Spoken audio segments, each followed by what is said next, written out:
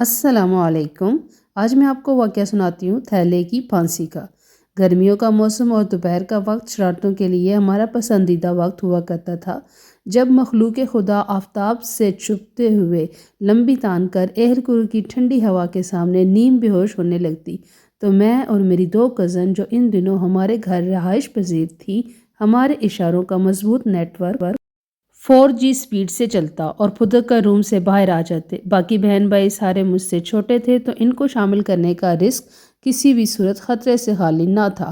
बच्चे किसी भी वक्त अंडा फोड़ देते हैं, और हमने शैतानी प्लान पे अमल किया और घर के अंदर जितनी भी जाए नमाज मुसल्ले थे वो हमने इकट्ठे किए, लपेट कर गोला बनाया और छत पर चले गए।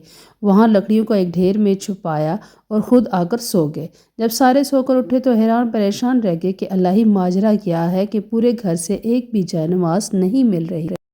अल्लाह जाने जन्नात की हरकत। अगरचे ये बात सच थी, ऐसी हड़बोंग मची हुई थी कि हमें भी जाग आ गई और हम आंखें मलते एक दूसरे के मुंह तकते जा रहे थे और आंखों ही आंखों में ये पैगाम ट्रांसफ़र कर रहे थे कि साथियों पक्के रहना। वो तो भला हुआ दादी अम्मा का, जिन्होंने हमें चोरी छुपे छत पे जाते देख लिया था और यूँ माल मसरूक़ा बरामद हुआ और हमें अच्छी खासी साजिश करके छोड़ दिया गया।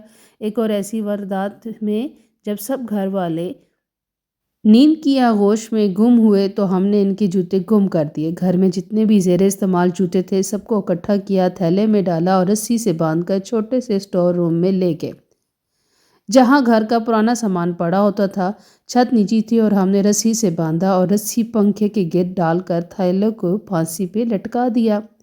अब घर वालों को शक तो हम पे था, पर अपने तई इन्होंने सारा घर छाना, मगर बदकिस्मती से स्टोर रूम ना गए कि ये बाल बच्चे इस कोठरी में डर के मारे कहाँ जाते हैं। एक बार फिर हमसे पूछगछ जारी थी, मगर हम अहम और हसास तरीन खुफिया मालूमात मुँह से घुलने को तैयार न थे, क्योंकि इस बार रद्द अमल शदीद था और डरे हुए थे कि आज ऊपर वाला बचाना चाहे तो इसकी मर्ज़ी, वगरना कसर हमने ना छोड़ रखी। और घर वाले भी पूरी तरह जच हो चुके थे।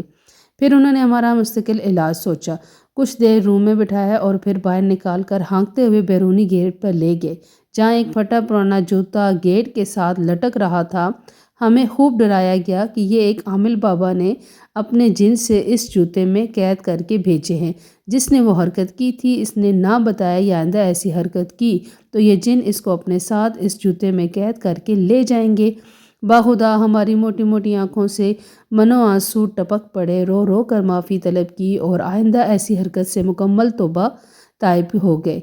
स्टोर रूम जाकर थैले को फांसी से उतारा। सब हंसी से लोटपोट हो रहे थे, एक हम ही थे जो मुंह बनाए जा रहे थे कि लो भाई, इतनी हंसाने वाली बात थी तो हमें क्यों इतनी परेशानी में डाला। इसके बाद ये वाक़या फैमिली वालों के लिए मुस्कुराहट का मौजब बन गया। जब भी हम इकट्ठे हों तो कहा जाता था थैले की फांसी वाला वाक़या सुनाया जाए, और सबके चेहरे खिल उठते। वाक़या अच्छा लगे तो लाइक शेयर सब्सक्राइब कीजिए।